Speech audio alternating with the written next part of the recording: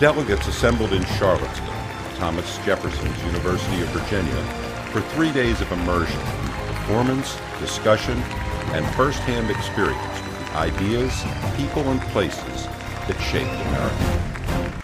No reflection on democracy would be complete without the words of Thomas Jefferson, our chief author of the Declaration of Independence. He wrote, "We hold these truths to be self-evident, that all men are created equal, that they are endowed by their Creator with certain unalienable rights, that among these are life, liberty, and pursuit of happiness."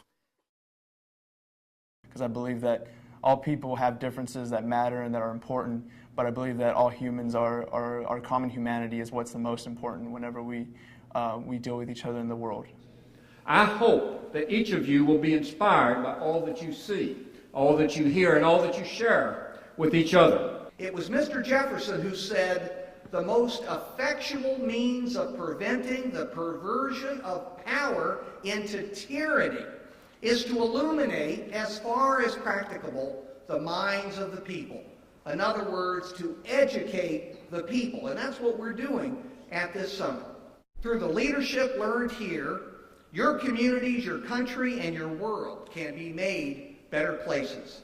I'd like to tell you why I feel that the founding of the Jamestown colony is worth far more than the occasional mention that you probably will find in your textbooks. It is worth far more in the understanding of the development of the United States and indeed in development of democratic institutions than you probably have ever heard about. At my country, we don't have democracy system as our government. So by coming to this summit, I would learn about democracy and how is democracy going to work and what is the pros and cons about the democracy system of governing. It's fitting, I think, that we begin this conference series with a gathering of young people. Many of you have come a very long way to be here, and it shows your commitment to the often hard but always noble and exciting work of democracy. On your itinerary this week are Jamestown and Williamsburg, situated just a few miles apart in an area that has rightly been called the cradle of modern democracy. From the harsh beginning at Jamestown 400 years ago, grew a new and diverse nation and a revolutionary experiment in enlightened self-government.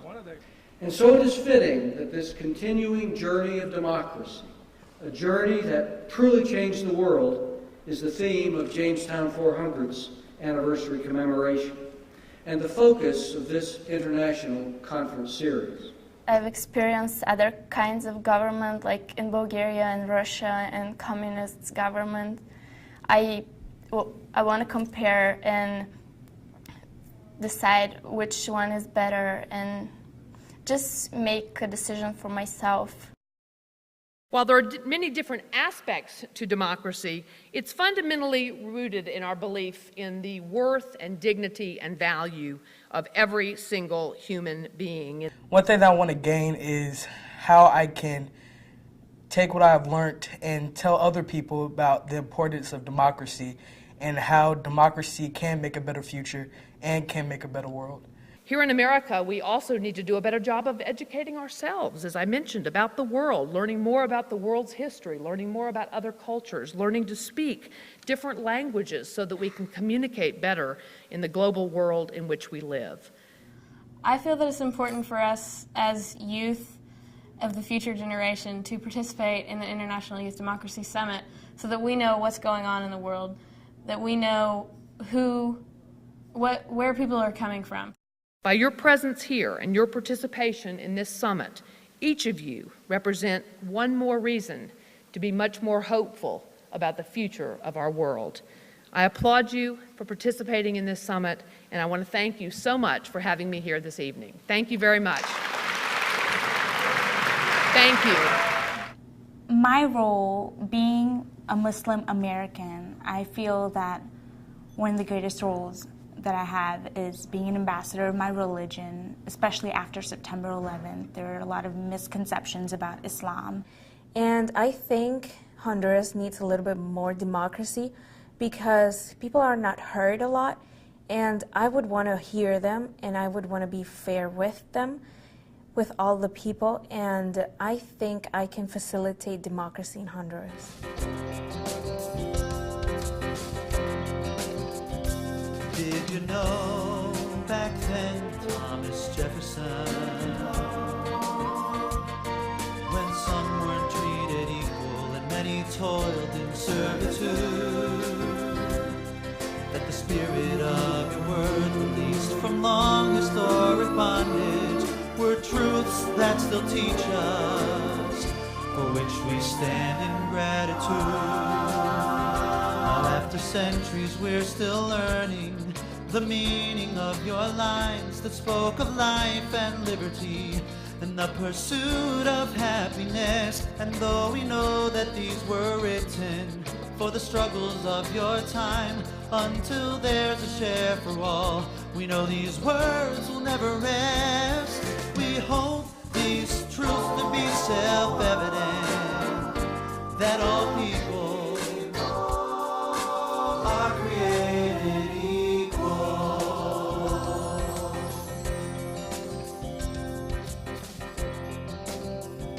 I'd like to know Thomas Jefferson. I raise lights for our future, the lights of your democracy, and hope that you will be the more provoked to think for yourselves and to realize in so doing, to speak what you think, and find that you will hold more in common with others than you would otherwise realize, and therein to discover that the profits of our future rests in the wisdom of our past. I am your humble and obedient servant, Thomas Jefferson. Yes, we hold these truths to be self-evident, that all people are created equal.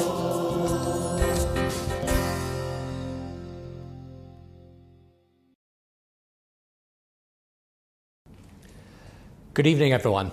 Let me first of all tell you how pleased I am that you have assembled there in the cradle of representative government in the Americas to reflect on how we can advance the principles of democracy around the world in the years ahead. I'd be most honoured to serve with former Presidents Bush and Clinton and Lady Thatcher as a co-chair of the year-long conference series that is culminating in this important event. It's unfortunate but necessary, I'm afraid, that I be here rather than with you during this occasion. But it's fitting that men and women from around the world, many of them leading advocates for democratic reform in their own countries, would gather there in Williamsburg, just a few miles from Jamestown, to discuss democracy's future. The journey that began there at Jamestown 400 years ago has seen America become a great nation and force for freedom around the world. Together, Britain, the United States, and other nations that share our values have faced down tyrants, fought and given their lives to defend freedom from fascism, communism, and today those who use terror to achieve what they cannot achieve by persuasion. We have stood up for the basic rights of all people to live in peace, with justice, and to govern themselves. This journey to Jamestown truly has changed the world and is changing it still. When Her Majesty the Queen joined you for your 400th anniversary festivities in May, she spoke for all the people of Britain when she spoke fondly of the bonds between our nations and also of the positive changes that have taken place in the last 50 years since she first came to the United States to celebrate a Jamestown anniversary. Within our two countries, and within the broader community of nations, we've witnessed a growing consensus about the universality of certain ideals, of basic liberties, of human dignity and equality, of justice and fairness, and of the right of